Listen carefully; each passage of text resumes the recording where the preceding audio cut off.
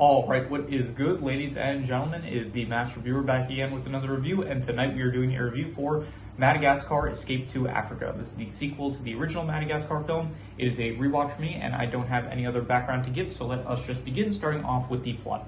So, this film pretty much takes place right after the original film, where at the end of the original film, they would have ended up realizing after, basically the last film ended with Private kind of making a comment about how the boat doesn't actually have any gas left, and so the start of this film is that the Penguins ended up building they took the plane that wrecked that was seen in the last film, and they constructed a working plane out of it. And so the beginning of the film is basically just the main cast kind of saying goodbye to all the lemurs and stuff. King Julian he decides he's going to go along with the main cast. I don't want to keep saying all their names and because it's just I'm just gonna the main cast characters basically. I don't want to list their names every time like I did in the last review. So yeah, so they take off and they are on their way back to New York, but because the plane I guess was not built that well, it does not make it all the way to New York, and it ends up crashing in Africa. And so technically this isn't where the film started. I forgot to mention, but the film actually starts with a flashback of Alex when he was a baby, basically when he was a kid, and he was playing with his father near the edge of the reserve that is where basically the film is set up where it's there's a bunch of animals in Africa and they're in a certain area, but then if you go beyond a certain point, then hunters are able to they have free reign to kill the animals basically. So Alex ends up getting tricked by hunters into leaving the reserve, and so he ends up getting captured. Zuba, which is the name of Alex's father, tries to save him. There was also Zuba, he fought right beforehand. The main villain of the film, one of the main villains of the film, Manga, tries to challenge him to be leader, alpha lion, that kind of thing. And so he distracts. That's why Zuba was distracted, and so Alex ended up getting captured. And so Zuba tries to save him, but he fails to do so. But in that process of trying to save him, Alex ended up falling off of the truck that the hunters were transporting him in, and it led to him falling into a river, and eventually he drifted all the way to New York. And so yeah, anyway, cut back to the actual current film. So the plane ends up crashing, and so the main gang, they are all in Africa now. And so the film pretty much just follows each character, and they kind of go on these, I don't know, each one has a different kind of arc, I guess, where you're Alex, he ends up meeting his parents again, they get reunited, and then from there he wants to prove himself worthy of, I guess, being part of the pride of lions, and so he prepares for this ritual thing of the coming of age ritual, but then Manga ends up tricking him into choosing the most difficult opponent. Alex thinks it's a dance battle, but it's actually a fight battle. I don't think it's not to the death or anything, but it is still a fight. And so he ends up losing, and it kind of shames him as well as his parents and stuff. And so that is what's going on with Alex. Marty, he ends up meeting a bunch of zebras, and then he gets self-conscious because he thinks that there's nothing special about him because he looks so similar and sounds similar to all the rest of the zebras. Gloria, she ends up, she at the beginning when they were on the plane, she talked about how she wanted to meet someone, and so she wanted to start dating kind of. And so she ends up, she just ends up meeting this guy, Moto, and he likes her pretty much just for the fact that she's big and chunky, and yeah, so that's going on with her. Melman, he ends up becoming none of the giraffes have a doctor, so Melman becomes a witch doctor, and then he finds out that he might be dying of some disease that some other giraffe died of, and then later on in the film you find out that the dude didn't actually die, and so Melman wasn't actually dying. So anyway, yeah, all these plots kind of happen, and so eventually it gets to the point. There's also this thing, the Penguins, they're also trying to rebuild the plane. They're getting the help with the monkeys, and they're getting the parts for the plane by plotting these heists to end up stealing these tourist jeeps, I guess, which they're using the parts for in order to reconstruct the plane with the parts that they're missing, I guess.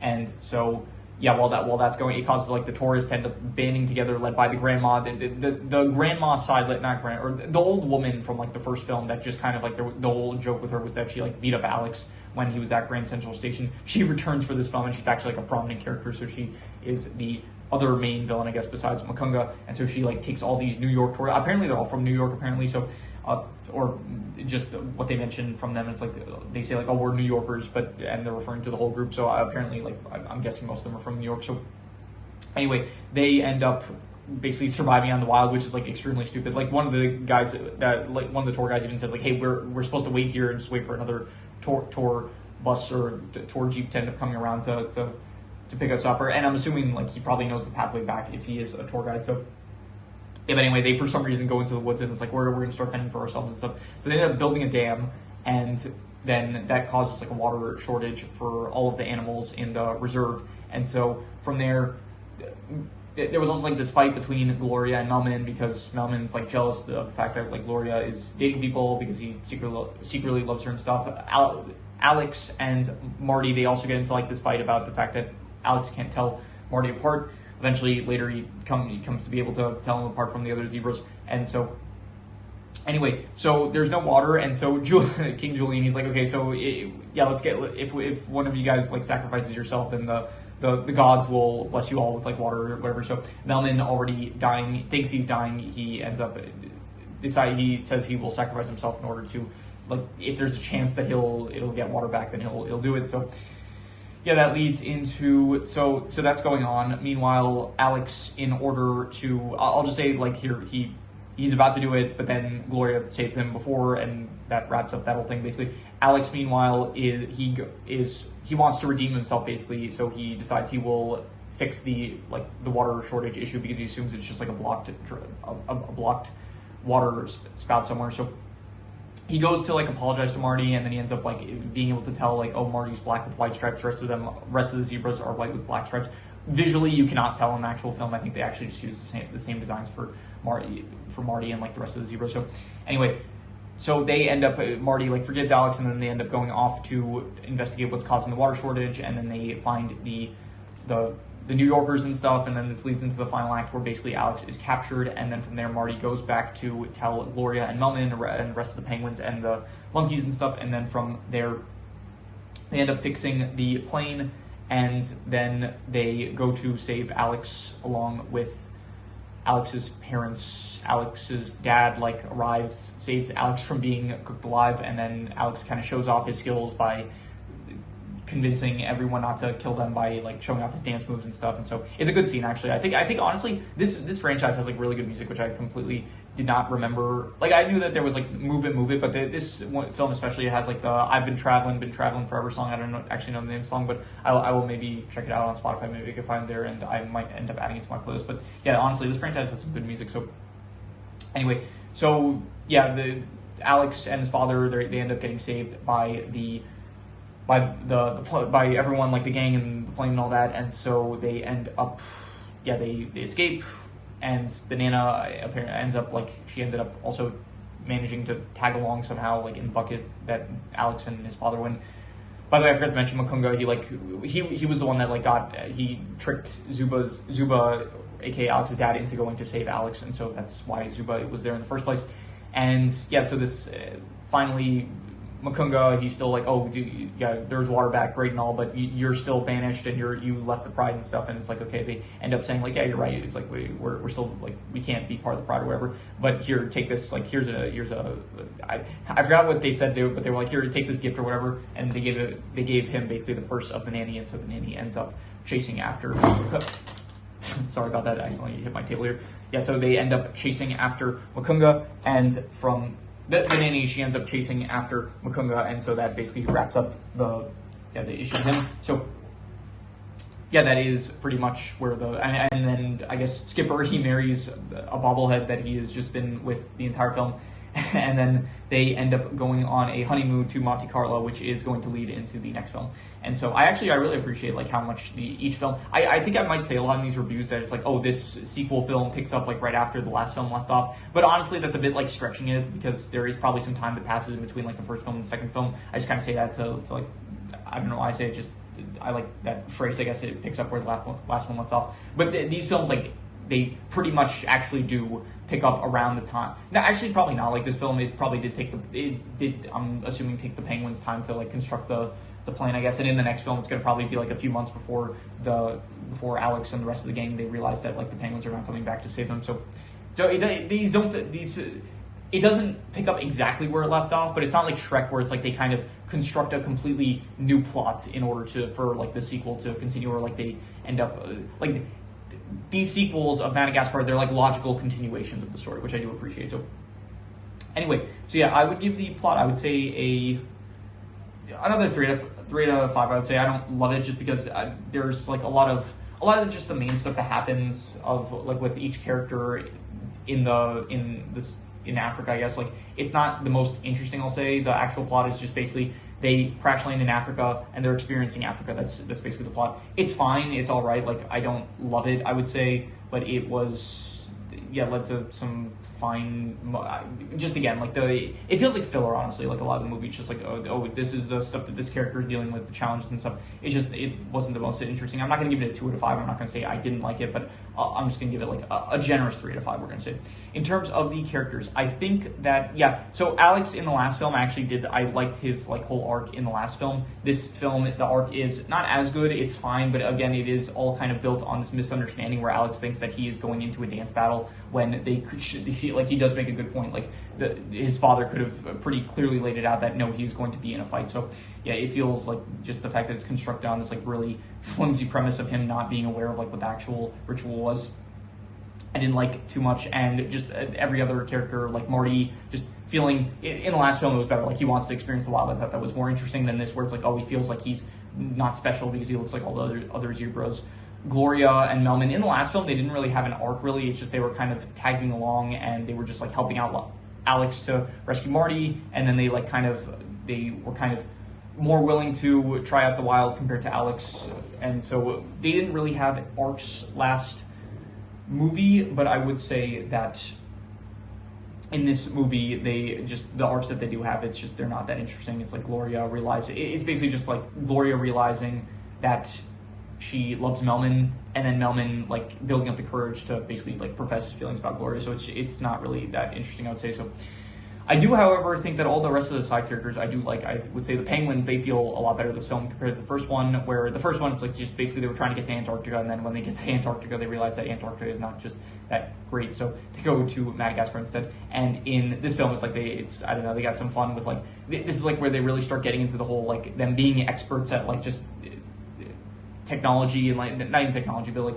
I don't know, they crank up the like absurd factor, it feels like, where they're like building planes and stuff, and it's like they're controlling like an army of monkeys in order to like reconstruct a plane, and they're having like business dealings with the monkeys and stuff, and it's just entertaining, I would say, more so in this film compared to the last film. The monkeys as well, the monkeys actually in the last film, they like barely played a role. They basically just like told I think the only important thing that they actually did was basically tell the penguins that the ship was heading to Africa, and that was it.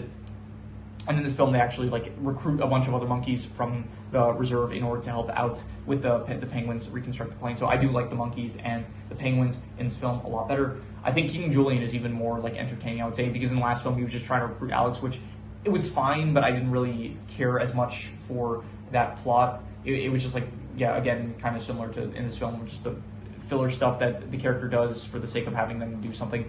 And like, I guess it makes logically, it makes sense for like the plot, I guess, but it just wasn't that entertaining. Whereas in this film, it does feel, he's not even in this film a lot, to be honest. He has like less screen time, I'd say, in this film than the last film. But even so, it does feel, it's just funnier. Like, he has like better lines and stuff. The line where he's like, no, I mean yes. So I thought that was good, and as well as just the whole like sacrifice stuff, and when he's like trying to help Melman with his like love problems or whatever. It's just he's more entertaining, I feel like, in this film. So the humans, they're fine. I don't really care for them too much. I think it's kind of stupid that they decide to, let's just go follow this nanny into the forest and fend for ourselves instead of just like going back the trail we came, or like waiting for another jeep to come along. Like, so I thought I didn't really like that too much. I think Zuba was interesting. I think like the father of Alex, where it's like he does love Alex, but at the same time he is upset because he kind of believed in this different perception of what his son was. Like, he thought his son was like a king and stuff, and so he does end. I think it was like good that he ended up giving up his. I think it's good that he didn't banish Alex, and that he decided to give up his role as leader of the Pride in order to basically not have to banish Alex. But then even so, it's like he's still upset at Alex, so it's like there's still some conflict there. It's not like just everything's fine. So I think that was good. Alex's mom, not as good as Zuba. She doesn't have as much screen time, but even so, I still think that she was good, I would say. Not as good as Zuba, I would say. And who else is there? Let me think. I'm trying to remember. Makunga, I would say here. I'll say the granny, just extension of the humans. I just don't really care for too much. And Makunga is a fine. Not even. I don't know. Like, he's just he's just constantly plotting to try to become the leader of the Pride, but he never actually, like, he becomes the leader of the Pride, and I guess his plan, like, somewhat succeeds. He just did, like, one manipulation, basically, by, like, kind of tricking Alex into having a false perception. Like, he told Alex, oh, pick Tsitsi in order to, during the ritual to fight, so that's, like, the most villainous thing he did from that point. He just kind of, if anything, he kind of helped Alex, like, to escape by telling Zuba to go save Alex at the watering hole, I guess, so, or the place where the watering hole was backed up, so, yeah, overall, I would say that Makunga, I didn't really care for. He just doesn't do anything. He's like just constantly scheming or plotting, and it's just, he's not intimidating. He gets beaten by Zuba at the very start of the film. Throughout the film, it's like he's not a good leader. He's just very selfish. He just wants to be in charge of people. So not really a great villain. I didn't love him too much. Yeah, and so besides that, is there any other characters really? None that come to mind. So I'm just going to, I'll give the characters like, yeah, I don't know. Just again, the characters, they just, I feel like just the main cast, I think the characters are still fine. I just don't really like the actual like roles that they have, like their arcs in this film, I would say. But I do like a lot of side characters. So I'll just go. We'll go like a. I don't know. We'll go like a 5.5. I'll say that they're decent characters, but yeah, I think I like them a bit more maybe than last film than this film. I'll say. In terms of settings, so it is different than Madagascar. We see a bit of Madagascar like at the very start, but it's not even Madagascar necessarily. It's just kind of like we see a few glimpses of the actual like beach area, but most of it is just like this pseudo airport that they constructed for the plane to take off. Besides that, there is the plane itself is actually like I would consider it a setting, and it was interesting. It was cool to see the plane, and I just like the scenes with the plane in general. I thought that it's like this very shoddy built plane that they just constructed. Yeah, just I think it's interesting. It's interesting, I would say. But besides that, there is the actual continent of Africa, which I think that it's good. I like it better than like the jungles of Madagascar, where the jungles just felt a bit too generic. Where at least it's like a lot of nice open fields, I would say, and stuff. And so I think that the setting is, I don't know, it is also just a bit plain. Like all the settings, it feels like in this franchise, I think maybe the next one it might be because it's not just going to be like wild areas, and it's going to be actual like areas that are in cities and stuff. So I think that might be a bit better in the next film. But a lot of the areas, it's like, it's nice, I guess, but it's like it does wear off like after like the initial time you see it, where it's just like, oh, cool, a jungle and a beach area, and then it's like just nothing. They don't really do anything too interesting with it in the first film, and in the second film also. I guess in the first film there was also like the Fusa territory, but even that wasn't interesting. And this film, it's like, okay, yeah, we got some nice. Even this film, like it has like some not jungle areas, but like some forest areas, I guess, and. Yeah, but besides that, it's just like these open areas, which is like it's cool at first, but afterwards it just kind of like loses its luster, I would say. So I would give these settings I'll go like a 5.5. I'll say like decent settings, but nothing more than that. In terms of art style, it does look definitely better than the first film. I'll say like visually, it does feel like I checked the first film came out in like 2005. I don't know what year this film came out, but I do think that it looks visually like an improvement. I would say I still like the movements and stuff. It doesn't feel as comical as it did in the first film, but the animation still looks good. I would say there's still some like pretty good reactions and movements of characters and stuff. So the art style, I should honestly just start rating like the art style and the animation. Like here, I'll start. I think I'll start rating the animation. Like if there is animation worth. If I think the animation is good and I'm going to give it a positive score for the art style anyway, I might just group the animation along with it. So, but or maybe not. I don't know.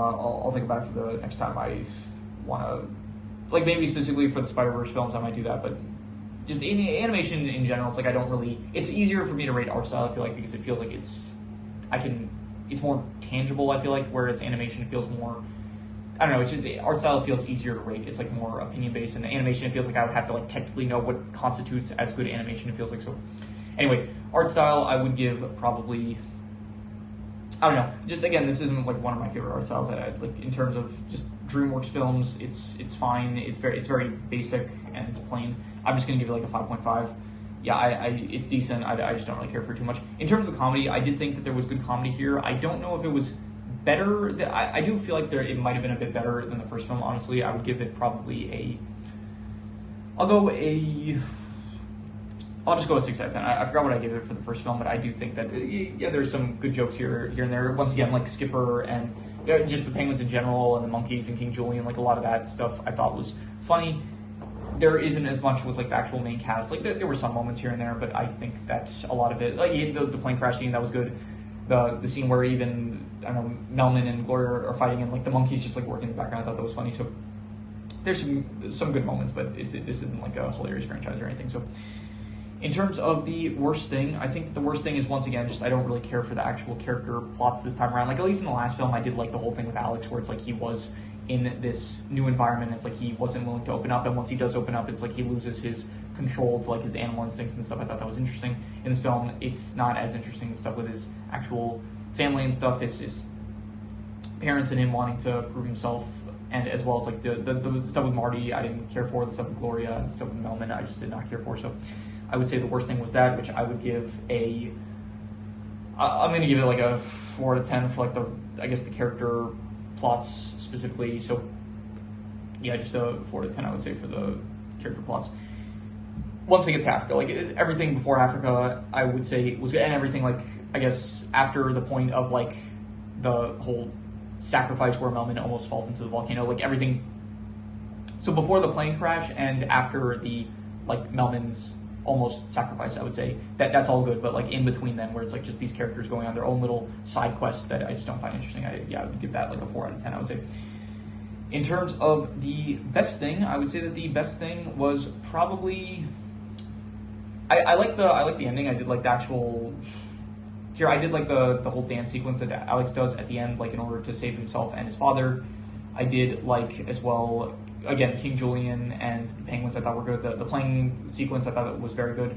And so yeah, there's like a lot of moments throughout that I think were good, but specifically what I thought was best, I would say, was probably I'm not sure, I would give it probably just the plane sequences. Honestly, I just really like all the stuff that had to do with like the penguins, like anything that the penguin / plane stuff, as well as the monkeys, like all that stuff I just found like it was my favorite part of the film. And I would say that it was honestly very good. I would say like a 7.5. I just really like anything with the penguins or the monkeys or like the plane, anything with that aspect I thought was my favorite part. So anyway, any extra notes? Let's see here. They did do a bit of a retcon with the whole Connecticut thing, where it's like at the very start of this film, they have Marty have a line that says like, we should go on vacation sometime. Like I was thinking Connecticut, something along those lines, which does like contradict the fact that like Marty only ended up finding out about Connecticut in the first film by Melvin, and then like the same night I think he ends up escaping to go to the zoo. So that's a bit of a retcon. They did have music from The Good, the Bad, and the Ugly, which I did not. Well, I think the last time I watched this film, I hadn't seen The Good, the Bad, and the Ugly. I would have watched this film last time. It would have been years ago, I think. So but yeah, so that was interesting, small reference there. They did also reference West Side Story. They had some music, Alex dancing in, I guess, the style of West Side Story, as well as like they played the music for it. So another reference. They did some more New Jersey slander, which I honestly, it's hurting my soul. Like no, I'm kidding. It's I don't really care that much, but I don't. I don't know what to say about it. I'm trying to, the New Jersey slander, again, I don't care about it, but even so, I'm just pointing out that I'm not going to stand for it. Honestly, if they do it in the next film, I don't know what I'm going to do, but I'm gonna again, I'm not going to care. So I'm trying to think of a joke. Can't think of any jokes on the spot. This isn't meant to be like, I always wonder sometimes if like maybe I should try to like come up with like more jokes to say in these recordings, but at the same time, like I'm not making these videos to be like funny. Like I hope it's entertaining, but I hope it's more entertaining for just like the style that I talk about these films. And so I don't know, sometimes I like to think like maybe I should, in the moment, sometimes I would be like, oh, this would be a funny thing to say for the recording, maybe I should write it down, but then I'm too lazy to do that, so I just don't bother. So but yeah, anyway, New Jersey slander, that is, shout out to New Jersey, we'll just leave it at that. Anyway, and yeah, everything I had already mentioned up until this point. So yeah, I'm just gonna do the calculation. So King Crimson. All right, so it ends up coming out to about a 5.5, which would be decent, and I think I would give it higher than that. I think I don't remember what I gave the first film. I think I gave the first film I think I gave it a 6.5. I think I would give this film. I honestly think it's like about the same level, to be honest. I would probably give it like I'll go like between a 6 to a 6.5. I'll say it's between like above average to good. And yeah, I don't know. I think it'll be interesting when I do the final ranking. I think this franchise is like pretty consistently on the same level throughout all the films. And I think I would probably say that as of the moment, I don't know which I like better. I think honestly, I think I'm going to give this a 6.5. I would say that this was a good film. I think it's actually slightly better than the first one, to be honest, even if like there's certain aspects to this film that I like better than the first film, but there's like certain aspects that are definitely pulling it down that the first film did better, specifically like the character plots, I guess, specifically. So yeah, overall, I'll just give it another 6.5. I'll say that it was a good film on the same level as the first one, I guess. And yeah, when I do the final movie ranking, then I will get my final consensus on where I rank each film in the franchise. So yeah, that is pretty much all there is to it. So if you have any recommendations, any shows, movies, video game stories, anime, manga, web series, anything that you want me to review, leave it in the comments and I will maybe possibly check it out. With that said, that is pretty much all there is to it. So let's leave it at that.